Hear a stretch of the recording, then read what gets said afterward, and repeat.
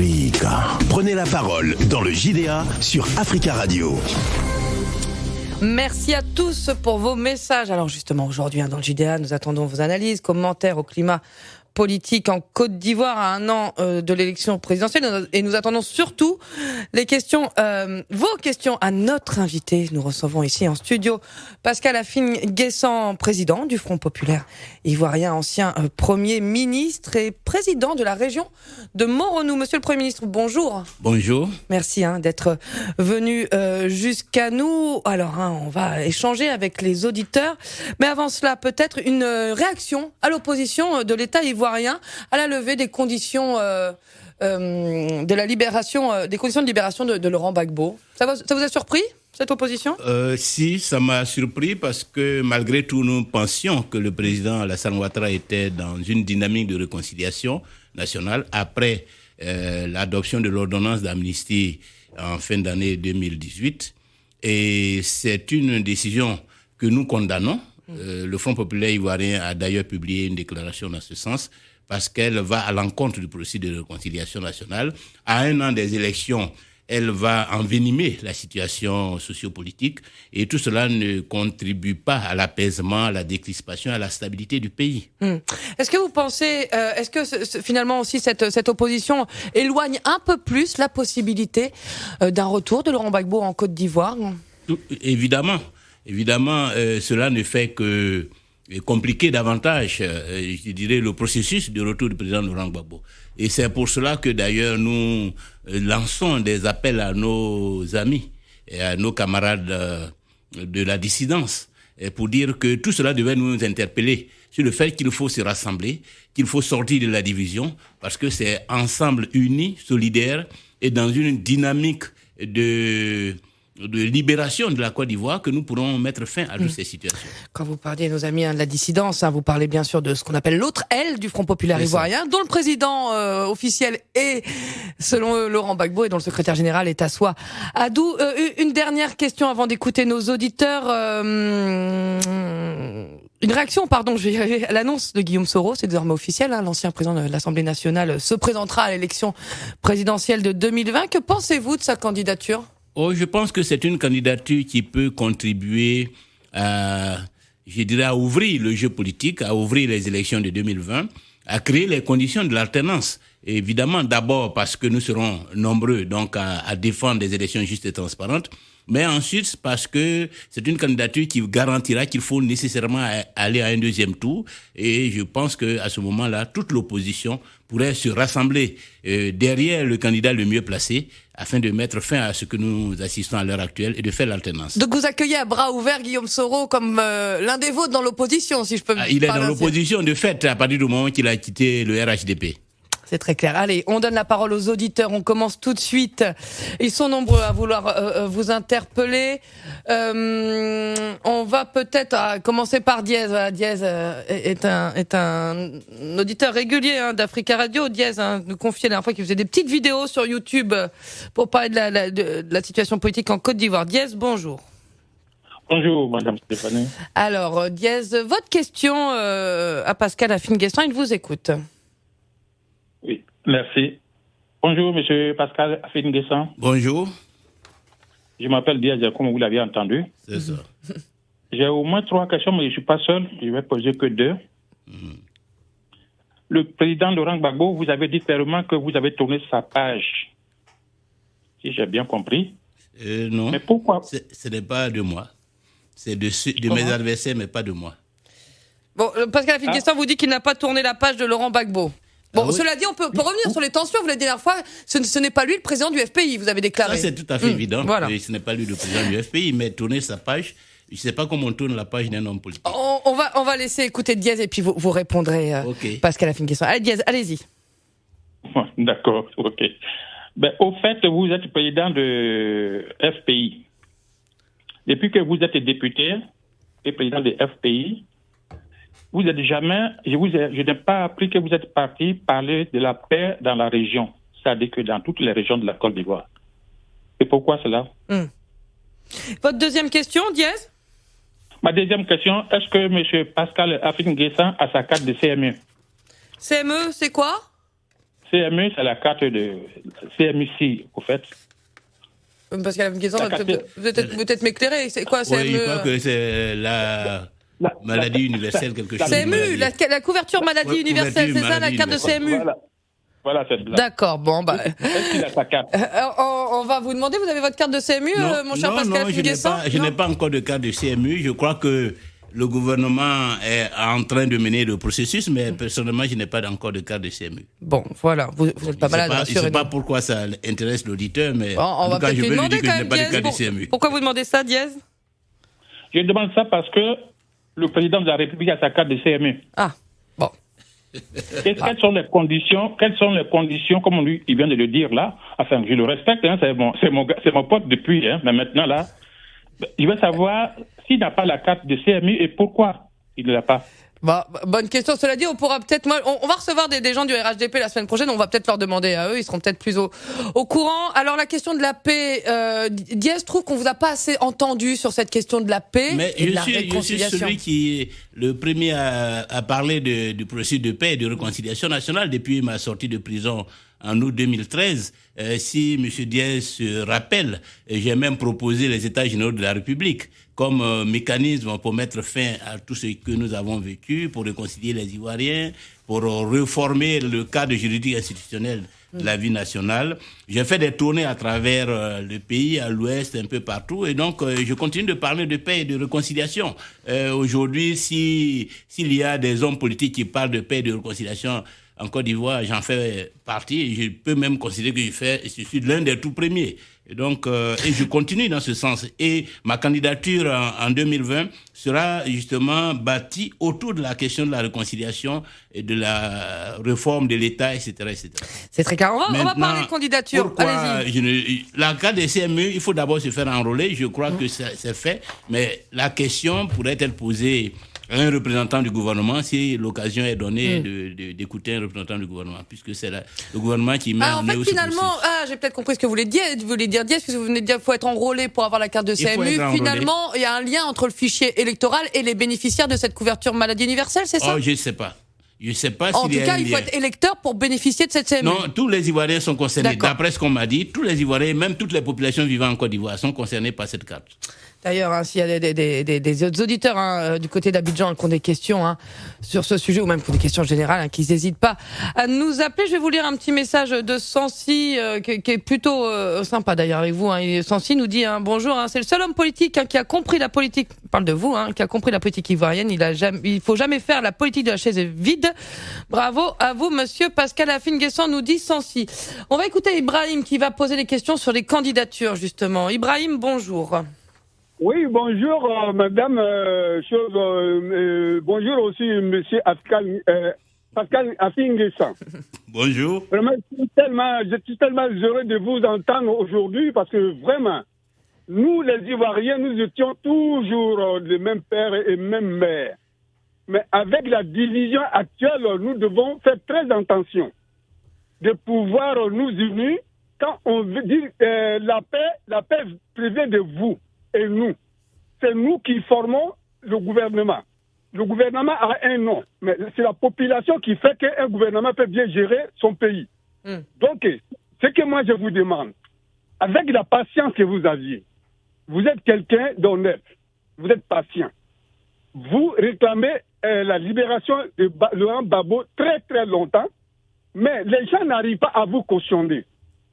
Moi, à mon avis, la place que vous récupérez aujourd'hui dans FPI, si M. Laurent Gbagbo est de retour, ces partisans ne vous accepteront pas. Et les gens, ils pensent que c'est un blocage du président de la République. Non. Vous venez de dire que vous étiez en prison et vous êtes libéré. Ça, c'est peut-être dans son pouvoir. Mais le pouvoir de M. Laurent Gbagbo n'est pas dans le pouvoir d'Alassane Dramane Ouattara. Vous saviez ce qui s'est passé.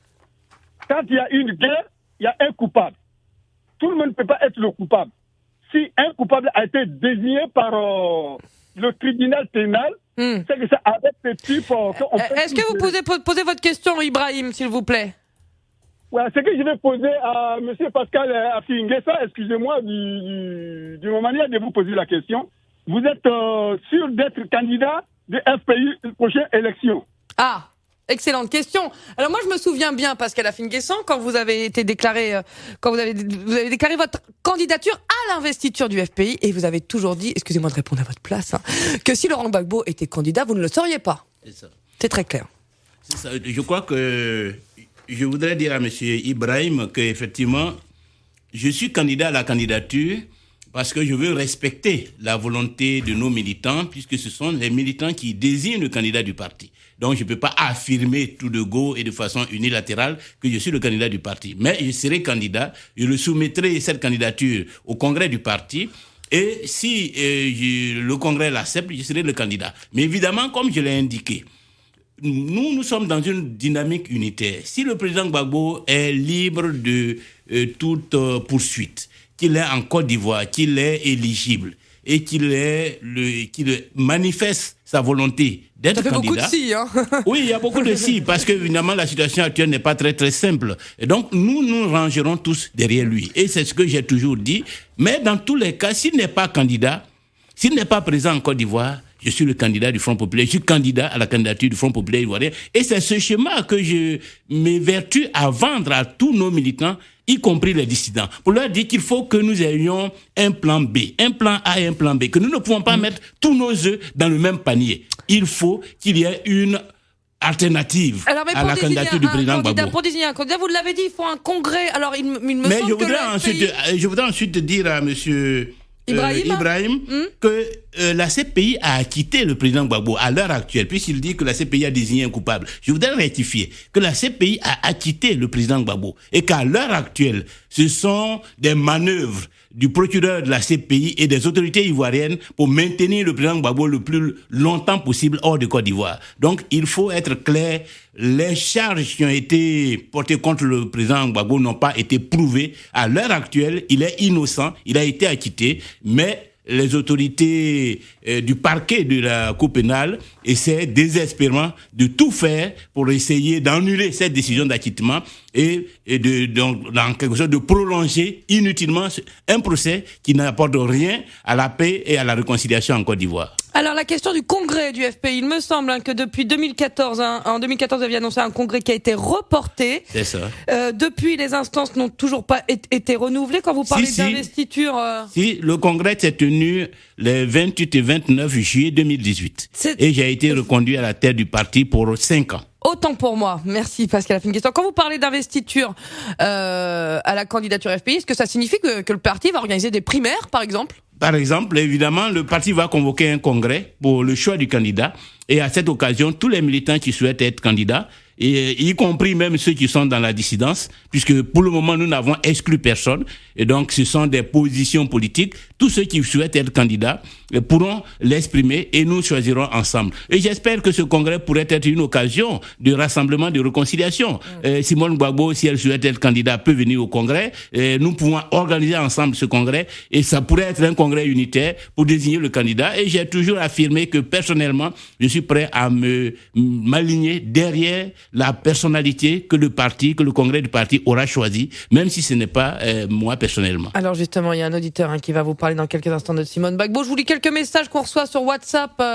Il y a Angèle qui salue le fait que hier, vous avez passé la nuit à répondre aux questions des cyberactivistes Gbagbo-Rouyen.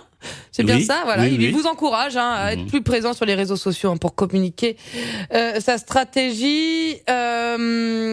Bon, il y a Juan qui nous fait un petit tacle au président Ouattara qui dit bonjour, c'est Juan, donc votre président Alassane Ouattara n'est plus économiste de Dieu lui-même, il est devenu juge à la CPI. Kwame, bonjour. Kwame, bonjour. Bonjour, Madame Akman. Bonjour Kwame, merci de votre patience. Vous vouliez poser une question sur le cas Simone Gbagbo. Oui. Allez-y, on vous écoute. Oui, bonjour, Monsieur le Président Afi. Bonjour. Je me nomme Kwame. Voilà, tu sais... Oui, je vois. Vous connaissez, pardon. Nous sommes de la même génération. C'est ça. Donc, moi, je voulais te poser une ou deux questions. Allez-y. Moi, je voulais savoir, depuis votre sortie de prison, quelles sont les démarches que vous avez pu mener vers Mme Simone et Ibe Gbagbo pour vous réconcilier et réunir les gens de FPI. Oui. Et de deux, voici la situation qui prévaut actuellement en Côte d'Ivoire. J'ai entendu un auditeur tout à l'heure qui s'appelle Idriss. Lui, il est content que Ouattara a pu faire une lettre pour bloquer le président là-bas. Pourtant, dans la constitution ivoirienne, c'est dit qu'un fils ivoirien ne doit pas être exilé. C'est ça. Et lui, quand il était à l'opposition, en exil, le président Gbagbo a pris l'avion pour venir le chercher. Et lui, à son tour, maintenant, il envoie un courrier à la CPI pour dire qu'ils n'ont qu'à le maintenir toujours là-bas. Est-ce que vous êtes vraiment un fils du pays? Ivoirien aime son frère ivoirien. Nous, on ne se fait pas la guerre, ni pas l'arbre. Voilà. Qu'est-ce que vous pensez de cette démarche? Est-ce que vous voyez que vraiment la réconciliation est totale? Bon. Est-ce que ça peut nous conduire à une autre? Parce que les gens de la diaspora sont en train de se mobiliser, ils vont tous descendre à Abidjan, hein? Et peut-être il y aura vraiment une guerre civile. Kwame, la question est importante. On va laisser Pascal Afine-Guessant répondre. Voilà. Merci Kwame. Alors bon, une première question sur le cas, Simone Yves Gbagbo. Est-ce que vous échangez avec elle? Qu'est-ce que vous avez fait depuis votre libération? Pas directement. J'ai depuis sa sortie de prison formulé le désir de la rencontrer, mais étant donné qu'elle a fait le choix de basculer dans la dissidence, jusqu'à ce jour, elle n'a pas encore accepté de me rencontrer. Une dissidence dont elle a été un peu écartée aussi Oh non, mais maintenant, évidemment, effectivement, depuis un certain temps, cette même dissidence est divisée en deux, entre les anti-Simone et les pro-Simone. Voilà. Donc, mais dans tous les cas, elle est pour le moment dans ce camp, et au nom de ce camp, elle a refusé, elle n'a pas manifesté jusque-là, je dirais, l'intention de me rencontrer. Mais elle rencontre quand même certains de mes collaborateurs, certains des membres de la direction du parti. Cela signifie qu'elle n'est pas opposée. Mais je crois qu'elle est prise en étau entre donc sa volonté d'aller à la paix, à la réconciliation et même à l'unité du parti, et son allégeance, je dirais, à la dissidence. Et donc, elle est bloquée. Et nous espérons que, avec le temps, la situation va être débloquée et que nous pourrions donc nous rencontrer. Donc, c'est à ce jour, moi qui manifeste l'intention d'aller vers les dissidents, vers les frondeurs, comme on le dit. Et pour le moment, nous rencontrons, disons, un mur d'incompréhension, mais nous espérons que tout cela pourra évoluer. Alors la maintenant, partie de la question la deuxième partie, qu'est-ce que je pense de la décision de M. Ouattara? Je l'ai indiqué. Alors moi, je vais reformuler la question. Kwame disait, finalement, nous tous de la diaspora, on est prêts à descendre sur Abidjan. Il y a eu un rapport récemment du Centre de prévention de génocide qui alerte sur un risque élevé de violence durant cette prochaine élection présidentielle. On a vu comment celle de 2010 s'est terminée. Elle s'est terminée en une guerre civile, il faut dire les mots. Est-ce que toutes les conditions sont réunies pour que la prochaine élection présidentielle se passe dans le calme et l'apaisement, selon vous? Non, on ne peut pas dire que toutes les conditions sont réunies. Mais il nous appartient, leader politique, d'agir de manière à ce que les conditions soient réunies. Personnellement, je ne souhaite pas une nouvelle guerre en Côte d'Ivoire. Et je me battrai de toutes mes forces pour éviter cela. Et je entreprendrai toutes les démarches qu'il faut pour ramener le jeu politique en Côte d'Ivoire dans un cadre apaisé, dans un cadre démocratique. Est-ce que c'est possible aujourd'hui? Est-ce que selon vous, il faut y aller. C'est-à-dire, il ne faut pas chercher à savoir si c'est possible ou c'est pas possible. Il faut agir. Il faut s'engager, il faut militer, il faut prévenir, il faut anticiper, il faut éviter ce que M. Kwame craint, c'est-à-dire la guerre civile. Et donc, la diaspora doit se mobiliser, mais je souhaite qu'elle se mobilise dans le sens d'amener les uns et les autres à une table de négociation pour pouvoir aplanir les divergences, régler les problèmes qui se posent à l'heure actuelle et faire en sorte que les élections en 2020 se tiennent dans la paix, dans la stabilité. En tout état de cause, il faut savoir que si M. Ouattara n'est pas un adepte de la réconciliation, il faut trouver les moyens démocratiques de le faire partir, les moyens pacifiques de faire partir son équipe afin que puisse s'établir en Côte d'Ivoire un gouvernement ouvert à la réconciliation qui va rassembler tous les fils de ce pays et faire en sorte que nous tournions la page de toutes les violences que nous avons vécues ces 20 dernières années. Et c'est dans cette dynamique que s'inscrit ma candidature en 2020. Que pensez-vous d'une éventuelle candidature d'Alassane Ouattara? Le RHDP laisse planer le doute. Mais nous avons à plusieurs reprises dit que M. Ouattara n'est pas concerné par les élections de 2020. La Constitution l'en empêche. Lui-même, à plusieurs occasions, a dit qu'il n'était pas concerné, qu'il ne faut pas passer le flambeau à une nouvelle génération. Donc je ne vois pas M. Ouattara candidat en 2020. C'est très clair. On va se diriger à Conakry. Écoutez, Tierno, bonjour. Oui, bonjour, sœur Stéphanie, et bonjour à votre invité du jour, monsieur Pascal Afenguesson. Bonjour. J'ai juste 3 questions à vous poser. Alors, rapidement, Tierno, juste une, s'il vous plaît, parce qu'il nous reste moins de 5 minutes. Ok, juste 3 questions. Premièrement, j'aimerais savoir comment est-ce que possible, monsieur Pascal n'a pas été tellement inquiété après la électorale, alors que vous êtes le deuxième ou le troisième personnalité des FPI. Deuxième question, par quelle stratégie vous allez essayer de laver l'image de votre parti en sachant que dans la sous-région, les autres ont carrément échoué de relever leur parti après la chute de leurs leaders respectifs. C'est le cas au Burkina avec CDP, au Sénégal avec PS de Maître Abdoulaye Wade et par le passé ici même en Guinée avec P2E, RDA, et c'est le cas dans plusieurs pays africains. Troisième question, comment est-ce que possible que des milliers de Ivoiriens perdent la vie alors que la CPI, après plusieurs années, nous disent que personne n'est coupable et il acquitte les présumés coupables. Comment est-ce que possible on va laisser avoir toutes ces victimes sans avoir de vrais coupables? C'est très clair, merci Tierno. On va laisser Pascal Afenguesson réagir. Alors, j'ai pas pu noter toutes les questions, mais je crois que vous les avez notées. Oui. Bon, la première question, c'est, je crois, liée à la contestation, c'est-à-dire la crise à l'intérieur du FPI. La deuxième. Comment être candidat sans l'ensemble du FPI derrière vous, si j'ai bien compris? Oui, mais je crois que il faut savoir que dans tous les cas de figure, ce sont les Ivoiriens qui votent. Et notre action doit être principalement dirigée vers les Ivoiriens et non vers une catégorie de l'élite politique qui peut être complètement dépassée par la situation du pays, qui peut être complètement à côté des aspirations des Ivoiriens et qui travaille à contre-courant de l'évolution du pays.